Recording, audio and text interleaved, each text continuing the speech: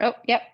I just got notification. So. Awesome. So welcome everybody to Trail Run Coaching. I'm Coach Loretta and I'm here with Shannon O'Grady from Gnarly Nutrition. So Gnarly is one of our amazing sponsors for Ornery Mule Racing. They provide all of the Fuel 2.0 for all of our races. So this is a great opportunity for you to join us tonight to learn about fueling for race day, which is so important, especially as we're tackling these big races. And also, it's a great opportunity for to answer, get some questions answered at the end of our show. So if you have questions, you can drop them in the comments. We'll get them answered. If we don't get to all of them, we'll get you a reply after the show. So welcome and thanks for coming. And thanks for joining us tonight, Shannon. I'll let you kind of take it from here. Oh, thanks so much. Thanks for having me. This is my favorite thing to do. So I love talking nutrition to athletes. And I'm going to give a presentation. I was just telling Loretta, I'm going to try to keep it 30 to 40 minutes. It should be that long. Sometimes I can run on tangents, so I'll try to keep those to a minimum. And then we can use the rest of the time to answer any questions that you might have arising from the material I presented or maybe something I didn't cover. So let's jump into it. I'm going to share my screen. Oh, can you make me a co-host, Loretta, so I can share? Sorry, I sure can.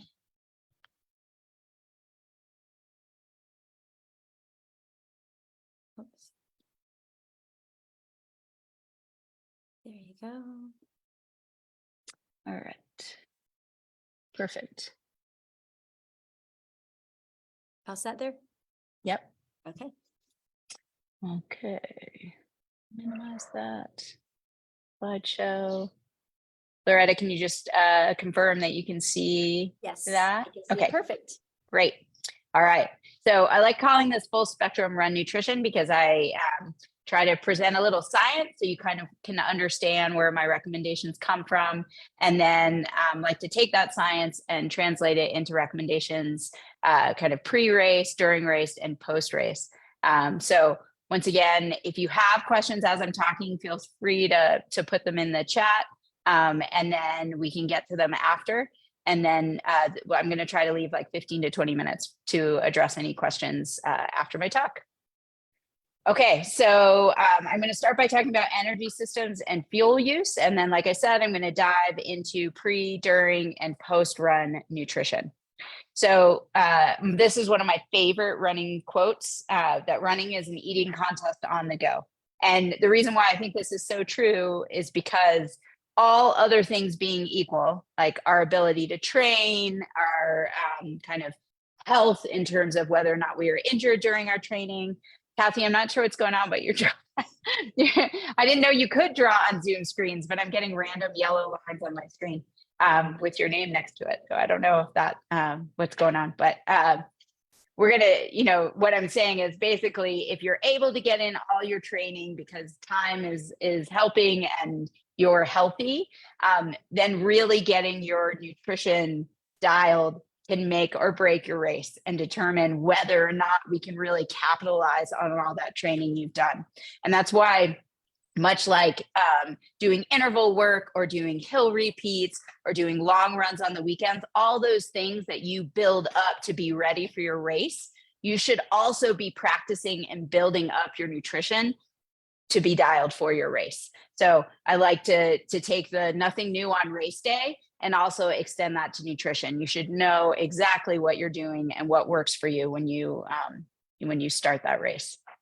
Okay, so let's dive into energy systems. So adenosine triphosphate is ATP. I'm sure you've heard of ATP before. It's our body's energy currency. And this is a pretty crude diagram of why we use ATP for energy. So ATP, as it sounds, is an adenosine molecule, which is that big brown blob with 3 triphosphates, phosphate molecules attached. And phosphate bonds, which are what hold those phosphate molecules together, are really high energy bonds. So when we have all 3 phosphates attached, that's you can think of it as a charged battery. It's a really high energy molecule. Well, we can add water through hydrolysis and break off one of those phosphate bonds. And when you break that bond, energy is released. And that's the energy that our body can use to do many things, but muscular work specific to this talk. So there are a number of energy systems by which we can create ATP. There's the creatine phosphate system, anaerobic glycolysis, which uses only carbohydrates to create ATP, and aerobic glycolysis, which can use either carbohydrates or fat.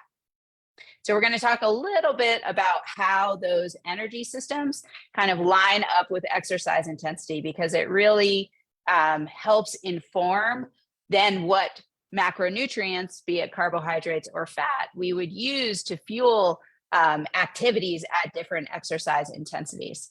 So I really like this graph because often when people think of these energy systems, they think of them linearly, meaning like as one ends, the next begins, when really there's a lot of overlap between our use of these energy systems. So on the x-axis of this graph, I have exercise intensity from 0 to 100%. So from being sedentary to really working your ass off. And on the y-axis, I have ATP needs, so showing how much ATP is required.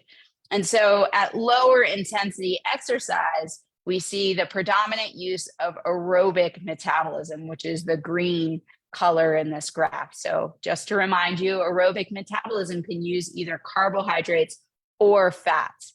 When we start getting up to our aerobic threshold, which is not marked on this graph, but is about could be about 40% of exercise intensity, we start seeing anaerobic glycolysis kick in. Anaerobic glycolysis is denoted by the yellow color, but you'll see around 40% exercise intensity, that green switches to a different shade of green because we start seeing the contribution of anaerobic glycolysis. And anaerobic glycolysis can only use carbohydrates. And then as we get really high intensity and we're not even able to produce enough energy through those two energy systems, we see the creatine phosphate or the phosphagen system kick on. So for those, many may be aware of the term anaerobic threshold and of the term VO2 max, but sometimes people don't know what that really means physiologically. So I'm just going to explain it really quickly. The anaerobic threshold is when anaerobic metabolism becomes much more important. And the reason why that importance increases is because we've reached the threshold in terms of the oxygen that we can take in through breathing. And therefore, we've reached a threshold in terms of the energy that we can produce aerobically. So aerobic is with oxygen, anaerobic is without oxygen. And so when we reach that threshold, we need anaerobic glycolysis to kick in to really help us meet our energetic demands. So at very low intensities, running is primarily an aerobic activity, and at very low intensities, we use fat primarily as a fuel. This would be zone 1 and zone 2 training, any long, slow distance training that you do to prepare for your races. But then carbs become more important as intensity increases. So once we get over our aerobic threshold, and definitely as we approach our anaerobic threshold, carbohydrates become extremely important. And often people ask, because we're in the age of the ketogenic diet, which I wouldn't recommend really for most runners, people ask, well, how can I affect the amount of fat that my body uses versus the amount of carbohydrates?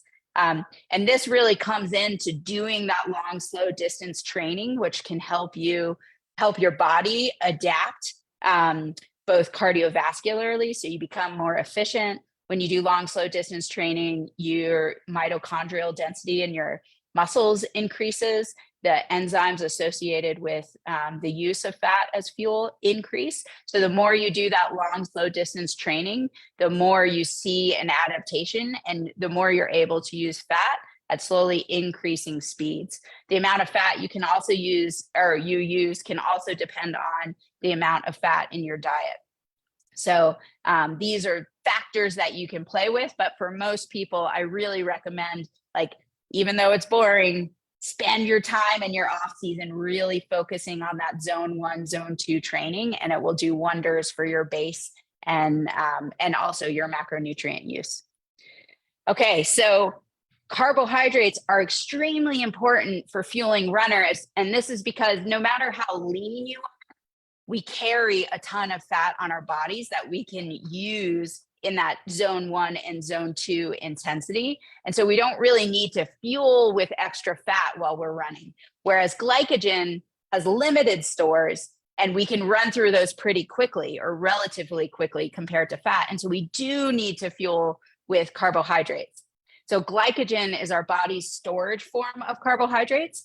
And between our liver glycogen, which helps to maintain blood glucose, and our muscle glycogen, which really supplies energy during muscular contraction, our body stores enough glycogen to fuel about 60 to 90 minutes of exercise. So if you're running in this range, typically you do not need to fuel regularly. If you haven't had much to eat during the day, then that could be an exception. Or if you're looking to PR a certain distance, that could be an exception as well. But for most of us, if we're just going out for a 60-minute jog, we don't need to be taking in extra carbohydrates because we have enough on board already. That changes when we're talking about recovery, right? Because we want to replace the carbohydrate stores that we just used. So let's talk a little bit about the type of carbohydrate. So glycemic index is a good way to kind of make this division between how our body processes carbohydrates. And this graph is kind of showing that division. So on the x-axis, we have time in hours, and on the y-axis, we have blood glucose levels. So glycemic index essentially measures how quickly a particular food impacts our blood glucose and to what degree our blood glucose is impacted. So high glycemic index foods, like the foods listed in red and marked on the red curve, are foods that have a dramatic and quick impact on our blood glucose, whereas low glycemic index foods have a more drawn out and lower impact on our blood glucose. So some may look at this listing and be like, oh, high glycemic index foods are clearly bad for you, and low glycemic index foods are clearly good for you. Well, it's not, even though this listing kind of makes it seem that way. It's not as cut and dry, and there's a place for both types of these carbohydrates in an athlete's diet. So high glycemic index foods, because they elevate blood sugar quickly, they should be timed around efforts, specifically before, during, and after. So before and during, high glycemic index foods help us keep our blood glucose elevated, so they're a quick source of energy. And after, as I mentioned, we want to replenish the glycogen that we just spent to fuel our run, so we can be ready for the exercise that we might do later that day or the exercise that we might do the next day. Low glycemic index foods or complex carbohydrates are also important. And we typically want to consume those throughout the day. And they're important because they provide us micronutrients like vitamins and minerals, as well as fiber. Also important for that long-term glycogen storage. So let's take that information and kind of translate it into what it may mean for pre-run nutrition, or more specifically, what you should eat before your race or run. So I often divide athletes that I talk to into two categories. Those that wake up 2 to 3 hours before their start time to have a meal because they find it's really important and it makes a difference in their running. And those that prioritize sleep, or they're able to sleep. I fall into that category of not being able to sleep. But if you're able to sleep, they would rather stay asleep and have a smaller meal. So for those that are interested in waking up really early, sometimes those start times can be 5 to 6 a.m. And so we're talking, 3 a.m. wake ups. This is what that early meal should look like. So the goal of this meal should be to restock our glycogen, because after an overnight fast, when we haven't eaten, our bodies pretty much run through the majority of our liver glycogen. So if we start our race without having any carbohydrates, then we're kind of starting with our gas tank, we could say that, half empty. We also want to start hydrating to make sure we start in the race in a hydrated state, or even the long run. I keep saying race, but this, much like I said in the beginning, if you're going to do this, it's probably a good idea to practice it on your long runs to make sure that you like the foods you're choosing and the timing for your race. So this meal should be mostly carbohydrates and some protein, about 8 to 10 grams. We have the protein in there because Whole proteins contain essential amino acids and branched chain amino acids, and having those in your system when you're running helps reduce muscle protein breakdown, which can help with recovery after. So getting a little bit of protein in your system helps circulate those amino acids. The carbohydrates are to restock the glycogen. So 75 to 100 grams of carbohydrates, which is about 300 to 400 calories.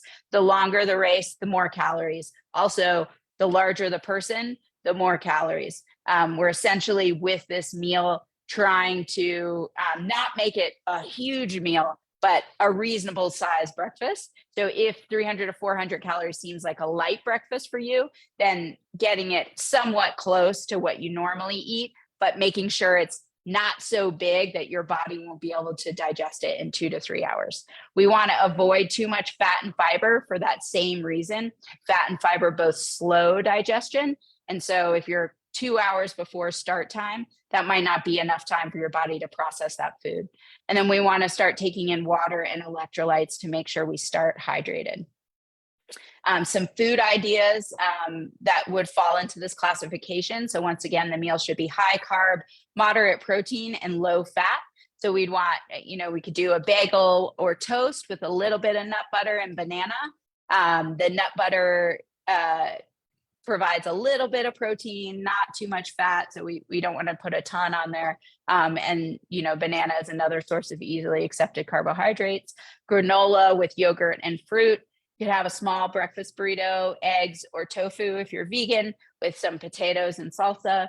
Quick oats with some nut butter, maple syrup and fruit, and then pancakes with nut butter, fruit, and maple syrup. And depending on what your protein intake looks like, you could add a little bit of protein powder to those last two options.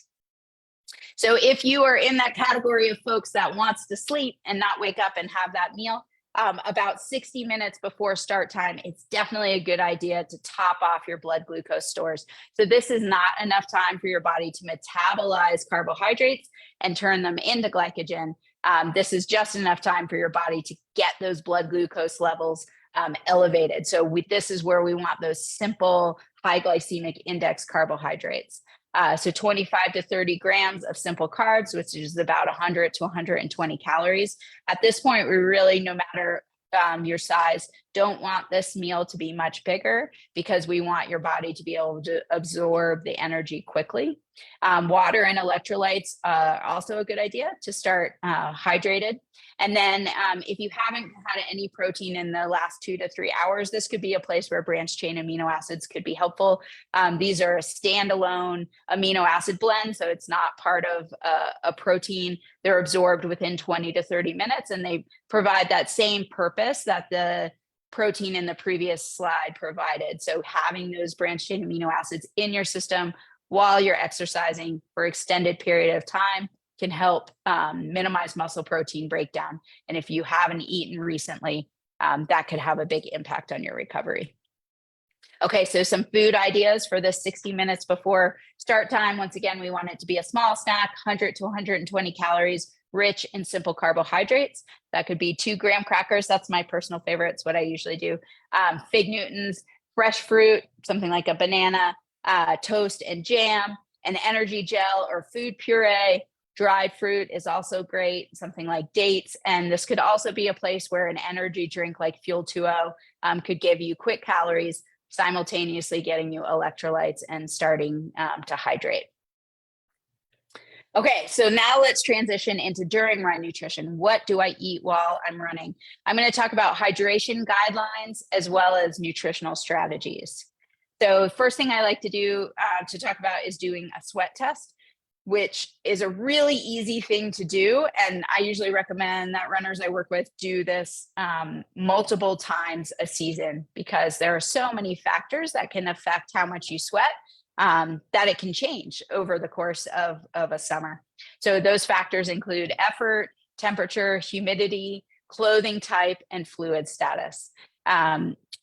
So once again, you probably want to do this more often than just once, but it's super easy to do. So you're going to weigh yourself before you're running. You want to be naked when you weigh yourself, because you don't want clothes to impact that weight. You're then going to put your clothes back on and go out and run for an hour. If you consume any fluid, you don't have to, but if you consume any fluid during that hour, you want to pay attention to how many ounces of fluid you drink. Then you come, when you get back home, take your clothes off again, weigh yourself again. And so to determine how much fluid you need to replace, you're going to subtract that post-run weight from your pre-run weight. So 1 pound of weight loss is equal to 16 ounces of fluid. And you're going to add that ounces lost in sweat through that subtraction of your weight to the ounces you consumed, if any, while you were running. And that gives you an approximate amount of fluid ounces per hour you should be drinking. So let's run through an example just so you can see what I'm talking about. If your pre-run weight is 130 pounds, you consume 8 ounces while running, and your post-run weight is 129 pounds. So you lost 1 pound or 16 ounces of fluid. We're then going to combine the 8 ounces that was consumed while running. So 16 plus 8 is 24 ounces per hour. And you should be aiming for about 80 to 90% of this number. So it would be about 19 to 20 ounces that you would aim to take in during this phase of your training or during a race. So what about electrolytes? That's also an important part of hydration. So the amount of sodium in sweat averages about 500 milligrams of sodium per pound of sweat, and it can range anywhere from 220 milligrams per pound to 1,100 milligrams per pound. So that is a huge range. And the factors that affect where you fall in that range can include genetics, diet, temperature, humidity, and how acclimatized you are to the environment that you're running in. So this is another place where potentially you might have to change this over the course of a season as temperature changes, even if you're racing in a environment that is drastically different from the environment that you're training in. So I know a couple of athletes that travel to Hawaii for the Hurt 100, where it's very humid and hot, where it's still dry and cold here that time of year. And so their need for electrolytes goes up dramatically because just the amount of sweat they're losing and how hot and humid it is. So there are now ways where you can do skin tests to get an idea. And I say get an idea because there's still a lot of variation in the measurement around how much sodium you're losing in your sweat. If you have access to tests like those, it's a great idea to do. Similarly, I would recommend you doing it a few times over the course of a season to see where you fall. I generally recommend people start with about 300 to 500 milligrams of sodium per hour, and this can be achieved through fluids and food. So if you're taking in liquid nutrition that has electrolytes in it and you're consuming saltier foods, those would both count towards your sodium intake. Also, potentially, if you're just consuming water, but you're taking electrolyte tabs and then consuming salty food, that's where you should pay attention. So it might be a good idea to take stock of where you are now and play around with that number a little bit and see how you feel. So want to talk a little bit about Gnarly Hydrate, which is one of our electrolyte replacement beverages. So it's really about replacing what you lose when you sweat, meaning electrolytes and fluids. It has 250 milligrams of sodium per serving, as well as magnesium, potassium, calcium, and chloride. We see all this emphasis on sodium because really sodium is the predominant electrolyte we lose when we sweat. We do lose some magnesium, potassium, calcium, and chloride, but to much lesser extent. Gnarly Hydrate also has B vitamins, which help with energy metabolism, and research has shown that athletes are often low in. It also has some sugar for effective hydration. So I think sugar's gotten a bad rap these days. It's important to know that beyond needing sugar to fuel our bodies, sugar also helps actively push water from our gut into our bloodstream. So water can be transferred passively just along a concentration gradient, but we also want to actively push water. And that's where having a little bit of sugar is helpful. It's not enough sugar to really count as a source of fuel, and it's not enough sugar to cause gut rot or any kind of digestive issues. So Gnarly Hydrate's super easy to drink, but just want to remind you, if you use this, your calories, which we'll talk about in a minute, need to predominantly come from food. So I'll talk about Gnarly Fuel 2.0 in a minute, but I want to talk about a little bit about nutrition.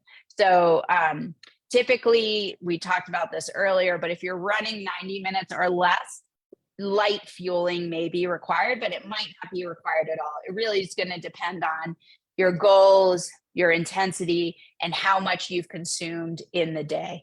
So if you're going out to run intervals and you haven't really had very many carbohydrates, or you're doing it first thing in the morning and you haven't had anything to eat, you may need to fuel while you're running.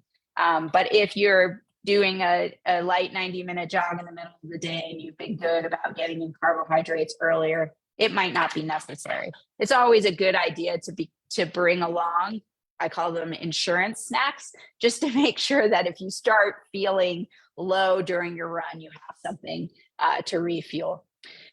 Also, along those same lines, we might not need to follow a hydration strategy on runs of this length. We can really use thirst as an indicator of whether or not we need to hydrate. It's when we get to runs that are longer in 90 minutes that being more diligent about caloric intake and hydration is key. So the range of how many calories you take in for most people is in the 160 to 300 calorie range. And that's 40 to 75 grams of simple carbohydrates per hour. So I know there was a question about caloric intake for a larger individual during a run. And no matter what size you are, there's a physiological limit to the amount of carbohydrates that your body can take in hourly when exercising. And that physiological limit for most people is around 360 to slightly over 400 calories. And when we start pushing that number, the higher we push that number, the higher the risk of GI distress or gut rot. And so this is where the practice comes in. If you are not used to eating calories on a regular basis, or maybe you're at that lower end, but you know you're training for a longer race and need to get that caloric intake up, you need to start working on that far in advance, because your gut can actually adapt to higher carbohydrate intake while you're running. You see an increase in proteins that transport that carbohydrate in your gut when we see that adaptation. So it can totally be done, but it's something that you need to slowly work up to. So it's going to be important to know where you fall in that range, what you're doing right now, and then see if you can slowly work that up. It also depends on the intensity that you're running at. So potentially somebody that is running a marathon is going to be at a higher intensity than somebody running a 50, 60 mile, 100-mile race. And so that's going to impact, right, what proportion of fat you're using versus carbohydrates. The higher intensity, the more anaerobic metabolism plays a role, the more carbohydrates you might have to take in, even though it's a shorter distance. The longer duration, potentially the lower the intensity, the more fat becomes a role in your macronutrient usage. Might be a little dependent upon where you are in your training and fitness level, how many carbohydrates you need to take in. So to start, I would take stock of where you are and see how you feel energetically. If you feel yourself dying out mid-race, it might be because you're not taking in enough calories early on, because the average person burns about 600 calories per hour. But if we're only able to replace 400 per hour, right, we have a 200 calorie deficit that is building hour after hour after hour. And so if you're not on top of your calories early on, it can definitely hit you later on. So that's a range. You may fall somewhere in that range. It's important to take stock of where you are and determine kind of what hurdles you may have encountered in your last long run or race, and see if maybe getting your calories up will be helpful. So we want to aim for 80 to 90% of the sweat rate results. And once again, 300 to 500 milligrams of sodium per hour, unless you have data from a sodium test of your sweat that you're able to access. Oh yeah. Tip, I feel like most people know this, but I always like saying it because it was an epiphany for me. Often when we're out running in these beautiful places, or even when we're just out running in our neighborhood and looking around, you lose track of time. And it's really hard to dig yourself out of a dehydration or under fueling hole. And so setting your watch timer on a regular interval, like 15 or 20 minutes as a reminder to eat and drink, I think is a great idea. Particularly, I think also longer races, people will be like, oh, I'll just eat and drink when I get to the aid station. Sometimes aid stations are not placed at regular mileage intervals. Sometimes distance between aid stations include large hills, and so it's going to take longer to get to that aid station than we thought. Making sure that you have an interval that you've practiced and works well for you, so you're hitting those hourly goals is can be pretty critical. Okay, so let's talk about fueling ideas for longer races. This is along the lines of that 200 to 300 calorie per hour goal. You could be a little bit higher than that. You could be a little bit lower. Most people will be in that range. So foods should be high in easy to digest carbohydrates, those high glycemic index simple carbs. My personal favorite, boiled roasted potatoes rolled in a little olive oil and salt. Fig Newtons are great. Pancakes and banana bread. Sports nutrition products, gels, chews, cookies, things like that. Energy drink like Fuel 2O, which I'll talk about in a minute. And dried fruit like dates. These are all great options for fueling during longer races. These should be foods that you practice with if you're going to use them on race day. I will say one of our athletes would always say, like, he'd always throw random things into his running vest, because he knew that often at aid stations he would pick up random things. So he would want to make sure that his body was able to handle certain things. So also maybe look at what the aid station might be offering. Most are pretty consistent with their offerings, and get an idea of what you might possibly grab, and maybe try practicing with that as well. So Gnarly Fuel 2O, which is going to be on your race courses, is Gnarly's endurance nutrition product. So in addition to the electrolytes that you find in Hydrate, we also have calories from easy to digest carbs. So Fuel 2O is formulated to provide 100 calories per 12 ounces from glucose and sucrose. The reason why we have 2 carbohydrate forms in there is that it allows us to use multiple types of carbohydrate transporters, and increases the amount of carbs that we can take in at any given point.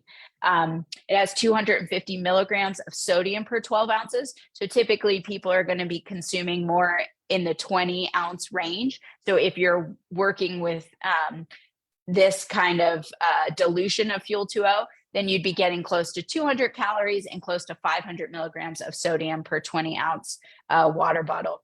We have some athletes that'll put higher concentrations of the Fuel 2O powder in a water bottle so that they can carry a second water bottle that's just water. I think that's a great strategy, because often we can have flavor fatigue. If you're going to do that, as soon as you have that more concentrated swig of the Fuel 2O to get your calories in, make sure you follow it up with water. This is because anytime we take high concentrations of carbohydrates, this includes from things like gels, our body sees a concentration gradient and often tries to dilute that concentration gradient by sending water from our body into our gut.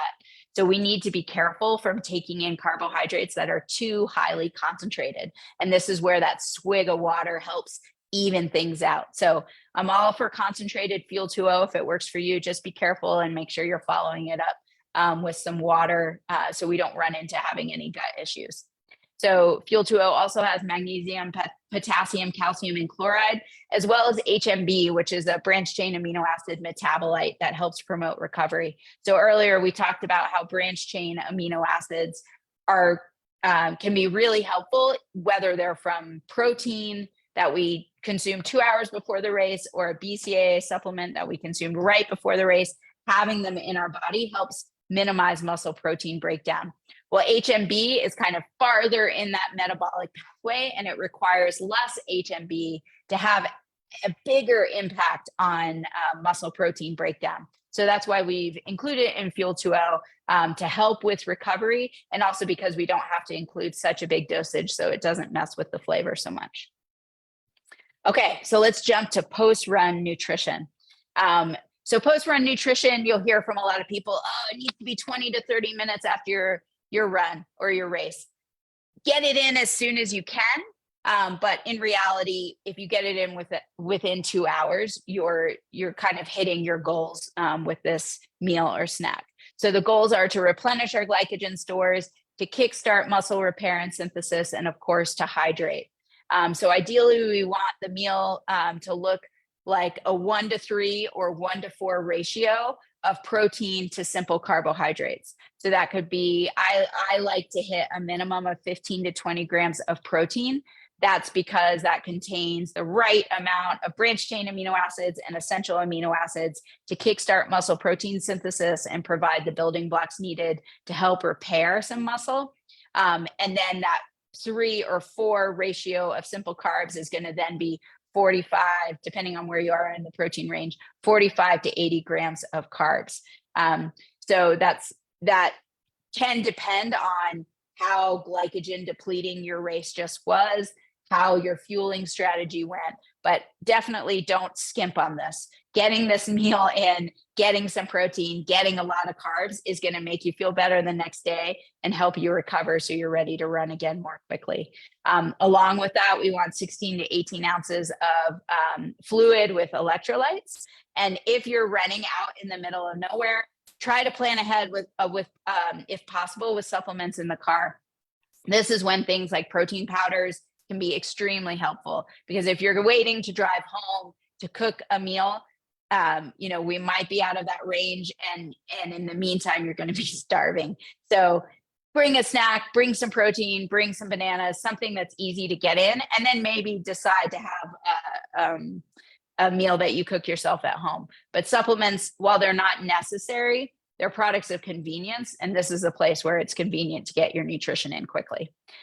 So really important for 2-a-days, really important for back-to-back long runs. So keep this in mind as you get into kind of the bulk of your training. So some food ideas for post-run nutrition. Once again, the meal should be primarily carbs with some protein and hydration. So protein shake with fruit is a great way to hit these targets.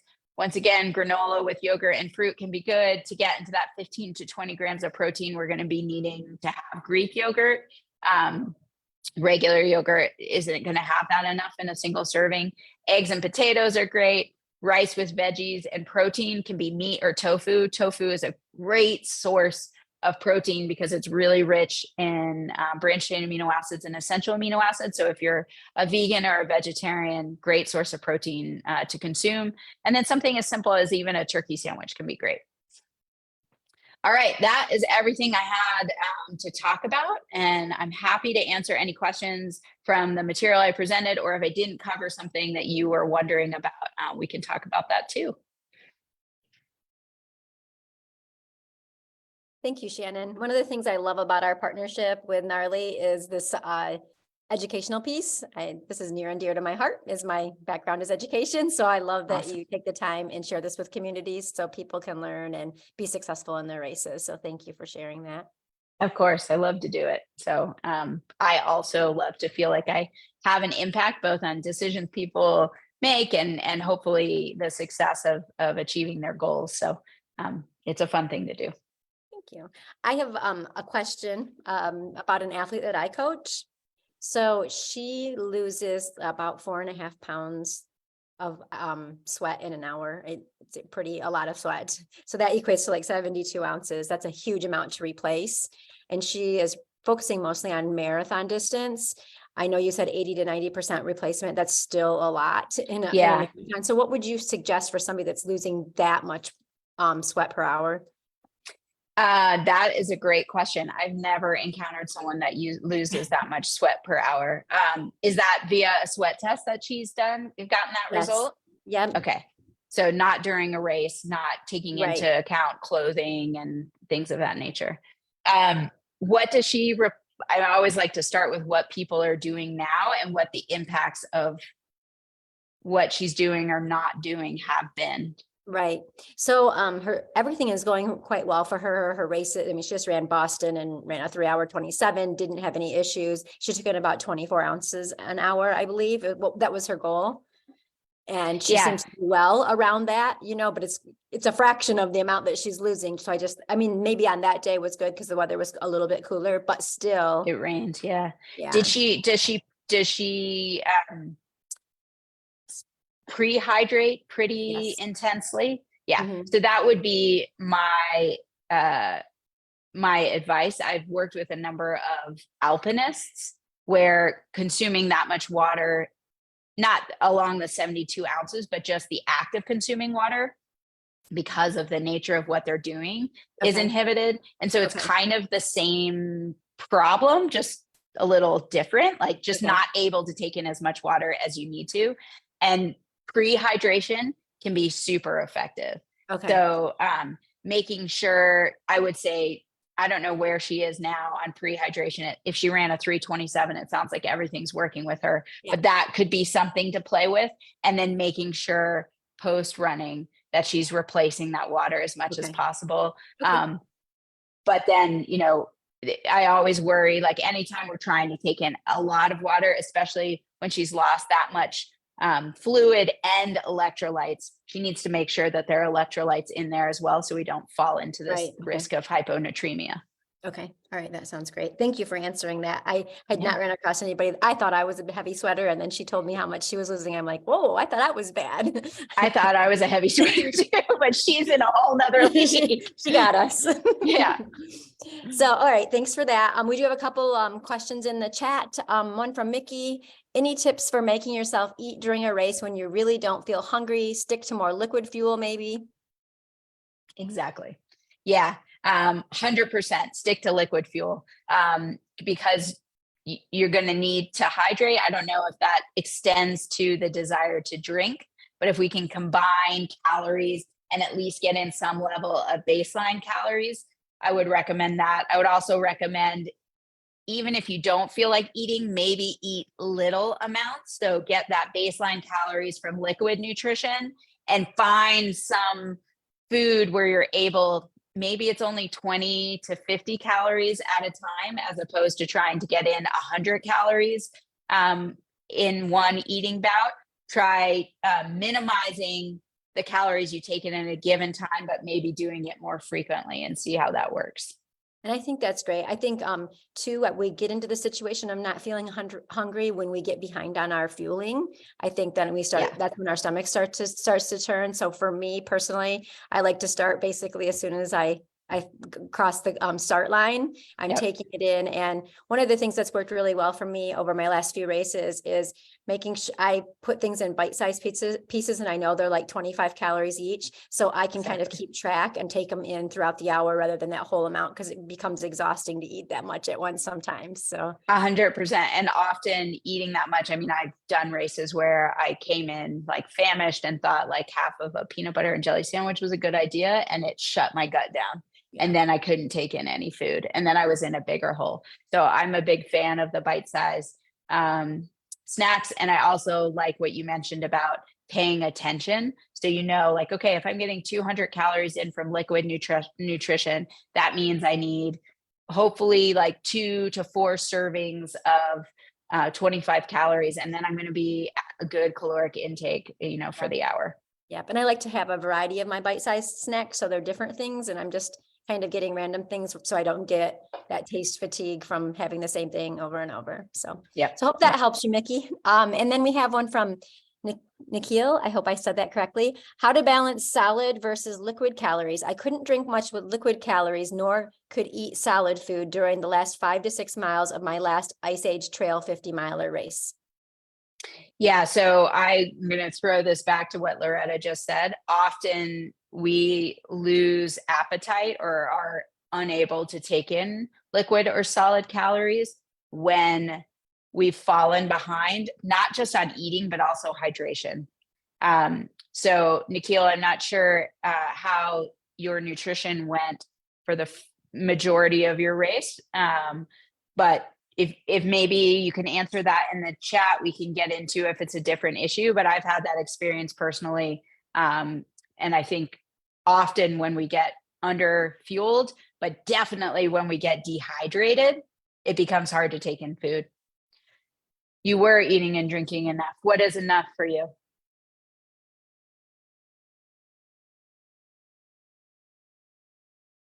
Oh, wait, we'll wait and see.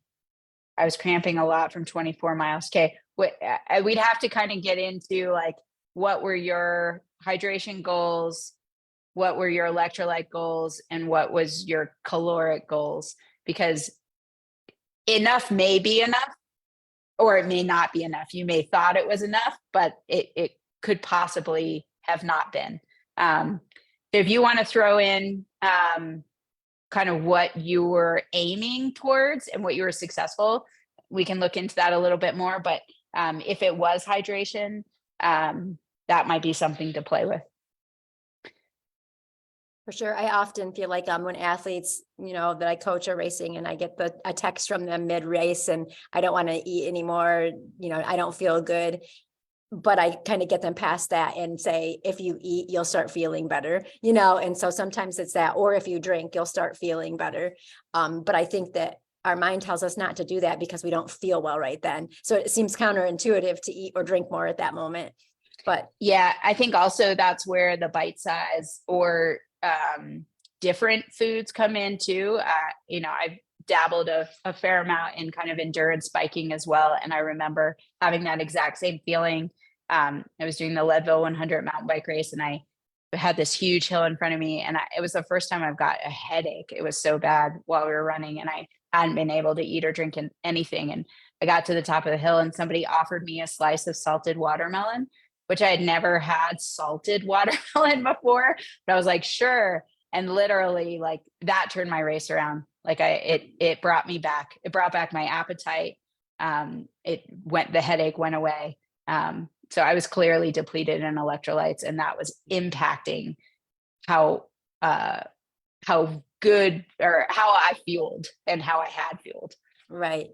Another strategy that might help people that are asking questions is I change my fueling. Like I may start out with more sweet choices, but then I maybe move to some more savory choices as the race goes on so that I'm kind of getting a little bit of variety and that helps me to keep going. Yep. So, all right. Do you have any more questions? If you do, put them in the chat. Otherwise, we're going to wrap up. Awesome. All right. Well, again, thank you so much for joining us tonight, Shannon. This will be recorded so people can re-listen to it. We will post it on our YouTube channel and I'll send you a link as well. Great. Thanks so much, Loretta. Thanks. Thanks for tuning in, everybody. Appreciate the questions and your time. Bye, everybody. Have a great night.